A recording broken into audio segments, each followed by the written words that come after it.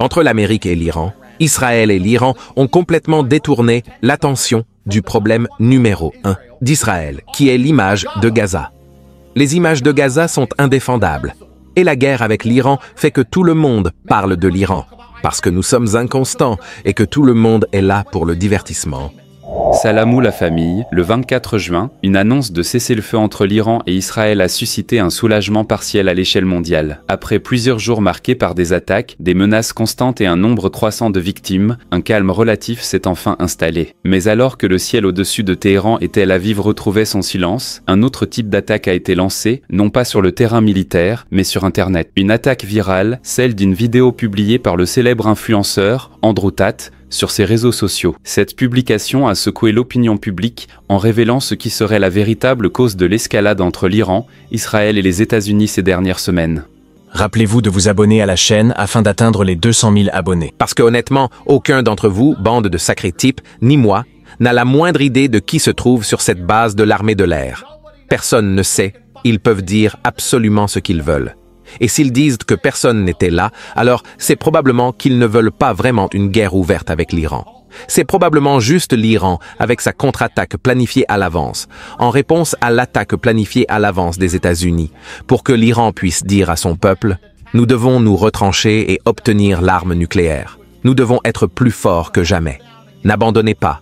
Croyez en ce gouvernement. L'Amérique vient pour nous. » Et l'Amérique pourrait dire « Nous sommes les gros durs du monde. Vous ne pouvez pas développer l'arme nucléaire sous notre nez. Ne plaisantez pas avec nous. » Et l'Amérique gagne plus de pouvoir sur sa population intérieure. Et l'Iran gagne plus de pouvoir sur sa population intérieure. Et Israël réussit à détourner l'attention de tout le monde loin de Gaza. Et tout le monde finit par gagner, en train de manger des petits gâteaux pendant que ton derrière fait défiler l'écran de haut en bas sur ce bon sang de Twitter à parler de la 3e guerre mondiale parce que tu es stupide, parce que tu ne réfléchis pas.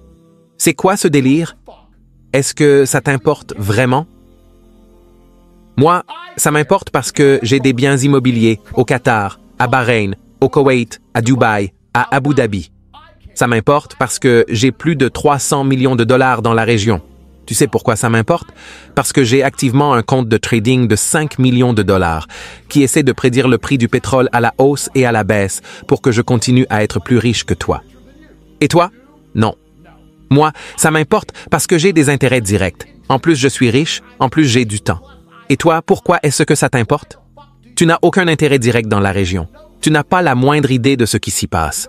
Tu n'as pas la capacité d'analyser quoi que ce soit de manière critique comme je viens de le faire. Donc si ça t'importe, c'est juste parce que tu trouves ça divertissant. Donc, l'Iran est en train de gagner de l'influence sur sa population intérieure. Ces 3 pays gagnent tous sur le plan intérieur en contrôlant leur population plus que jamais. Et c'est pour cette raison que je crois que cette guerre est en grande partie une mise en scène. Je pense que c'est une pièce de théâtre planifiée à l'avance, au sommet.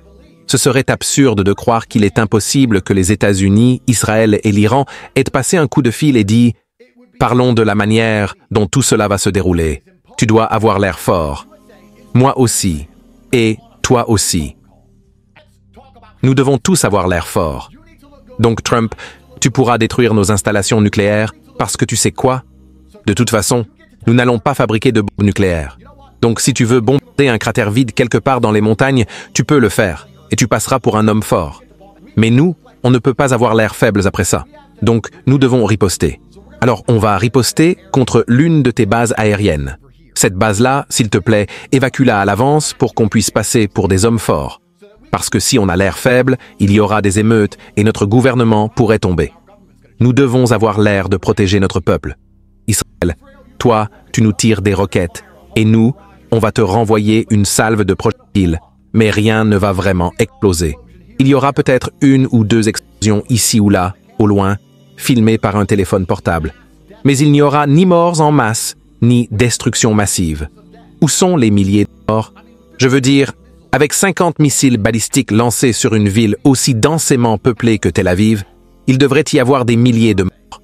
Où sont-ils? Il n'y en a pas. Parce que tout cela est une grande pièce orchestrée.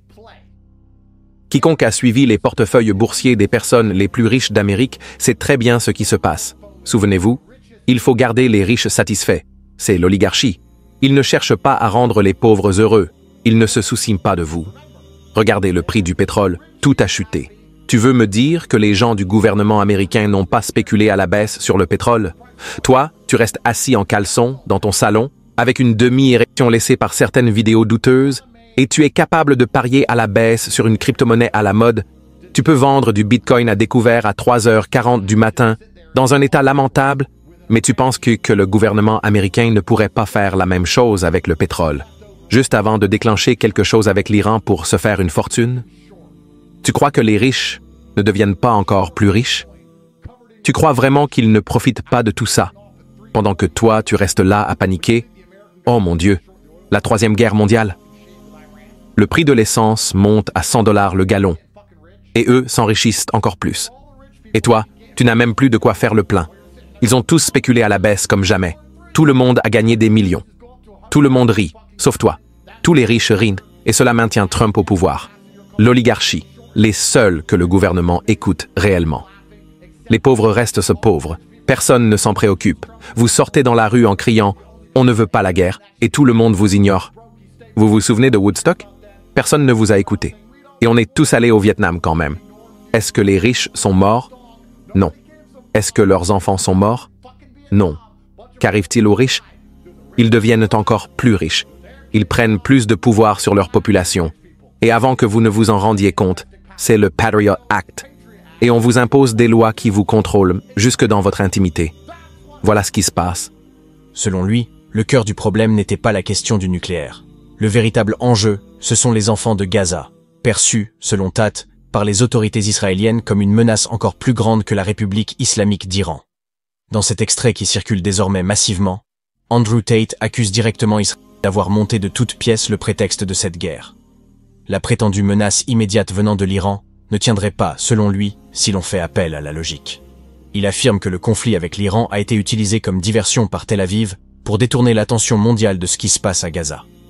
Une fois les regards détournés, cela permettrait de continuer, sans véritable opposition internationale, les attaques sanglantes contre les habitants de Gaza. De plus en plus de voix, y compris au sein d'organisations internationales comme l'AIEA, Agence internationale de l'énergie atomique, confirment que l'Iran n'était pas sur le point de produire une arme nucléaire. En réalité, un nouvel accord diplomatique entre Téhéran et Washington était sur le point d'être signé. Une avancée prévue dans les 2 jours. Cet accord aurait pu stabiliser la région. Mais Israël a choisi de torpiller cette possibilité, tout récemment, pour servir ses propres intérêts. Parmi ces intérêts, d'abord, attirer l'attention médiatique mondiale sur l'Iran, et ensuite empêcher que Téhéran ne parvienne à un accord avec les États-Unis, ce qui aurait pu rendre l'Iran plus fréquentable aux yeux de l'Occident. Une perspective insupportable pour Israël. L'attaque, soudaine et non justifiée, contre l'Iran ne serait donc pas liée à son programme nucléaire ou à ses installations à Fordo, mais plutôt à Gaza. Israël, selon cette analyse, en avait assez d'être pointé du doigt chaque jour comme responsable de crimes de guerre. Mais il ne voulait pas pour autant cesser ses actions militaires à Gaza. Au contraire, les autorités israéliennes auraient voulu intensifier ces frappes, tout en craignant une montée des accusations d'antisémitisme à travers le monde. C'est pour cela, avance Tate, qu'elles auraient déclenché un affrontement avec l'Iran, permettant ainsi d'obtenir 2 bénéfices d'un seul coup. Pendant que les médias et les populations parlèrent de l'Iran, Gaza, elle, continuait de souffrir dans l'ombre. Ce que Tate dénonce, c'est que cette guerre aurait été lancée uniquement pour détourner l'attention afin de renforcer les attaques contre Gaza à l'abri des regards internationaux. Et les chiffres semblent lui donner raison. En à peine 12 jours de conflit entre l'Iran et Israël, plus de 870 civils ont perdu la vie dans la bande de Gaza. Un nombre supérieur à celui des morts enregistrés dans les 2 pays officiellement en guerre. Ce qui choque le plus, au-delà des statistiques, c'est la brutalité des méthodes utilisées. Chaque jour, des familles entières attendent simplement de quoi survivre. Un peu de pain, de l'eau, des provisions essentielles. Et pourtant, au lieu d'aide, ce sont des bombes qu'elles reçoivent. On parle ici d'une tactique appelée « guerre à pas ». L'aide humanitaire est délibérément utilisée comme leurre pour attirer des civils affamés. Une fois sur place, ils sont visés et éliminés. Des civils non armés sont exécutés en pleine rue pendant que le reste du monde s'absorbe dans des discussions diplomatiques et nucléaires. Andrew Tate insiste, ce conflit n'est pas le fruit du hasard. Il s'agit, selon lui, d'une manœuvre pensée et mise en œuvre pour manipuler l'attention mondiale. Les habitants de Gaza ne seraient donc pas seulement victimes de la guerre, mais également d'un immense jeu de propagande. Même si le cessez-le-feu a mis fin au bombardement direct entre nations, les attaques contre Gaza continuent sans relâche. Alors que le monde respire enfin après un accord entre l'Iran et Israël, les Gazaouis, eux, s'interrogent. Pourquoi ne méritent-ils pas, eux aussi, une trêve? Comment se fait-il qu'un cessez-le-feu ait pu être conclu entre deux ennemis historiques, alors que Gaza continue d'être bombardé chaque jour?